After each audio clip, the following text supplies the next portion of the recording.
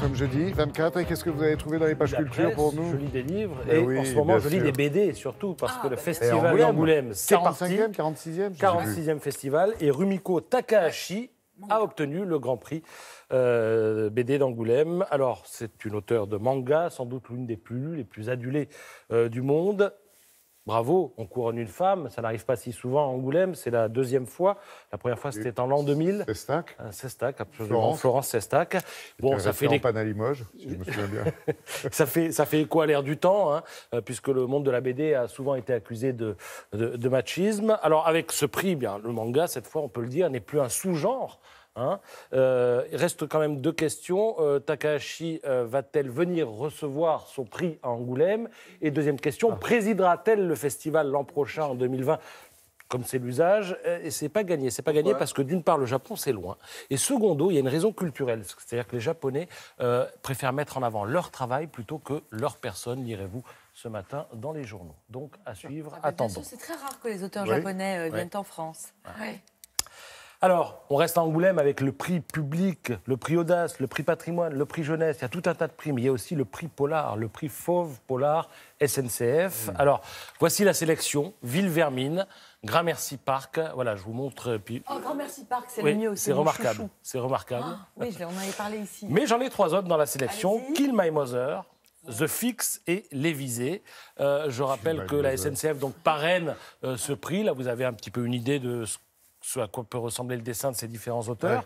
Ouais. Et en plein cœur d'Angoulême, vous verrez un espace SNCF dans lequel on peut aller, on peut lire ces livres, les découvrir. Il y a même des tablettes qui permettent de voir des courts-métrages. Ça s'appelle la gare. Voilà. Comment? Non, ça pourrait. Ça n'est pas loin, parce que vous descendez du train et c'est en plein cœur d'Angoulême. Voilà pour la contribution de la SNCF à ce festival. Alors, comme chaque année, Libé propose aujourd'hui son Libé, non pas des auteurs, cette fois-ci, ni celui des écrivains, mais c'est celui des auteurs de BD. Pas de photos. Tous les articles ce matin sont illustrés, y compris la une, par des dessinateurs. Alors bon, Carlos Ghosn, on sait qu'il va se faire virer de Renault aujourd'hui. Bien voilà. Bon, ben c'est fait. Je n'ai pas suivi les dernières minutes. Regardez comment c'est illustré ce matin dans Libération. On sent que son ombre va planer, on va dire, sur toutes les chaînes de montage de toutes les usines. Ce dessin est signé Cyril Pedrosa. Et alors, vous avez, et j'en aurai fini avec ça, dans Libération ce matin, un portrait savoureux de Tintin. Tintin, qui a 90 ans. Donc il est un petit peu fatigué et il accueille le journaliste Quentin Girard. Oui, c'est lui sur la photo.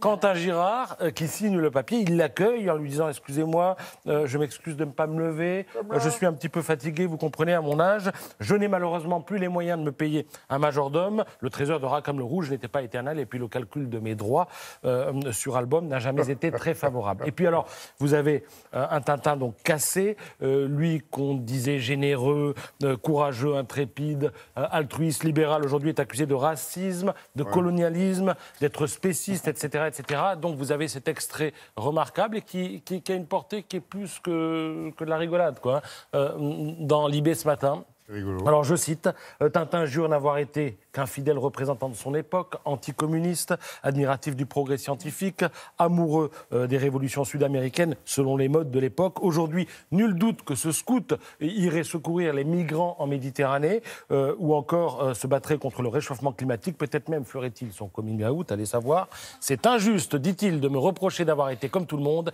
J'étais profondément sincère, animé par le bien. Le bien change, voilà tout.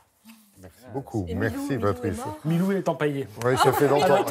Il caresse Milou empaillé à la fin de l'article. C'est remarquable. Il y a un deuxième chaîne, on aurait pu se faire des pantoufles.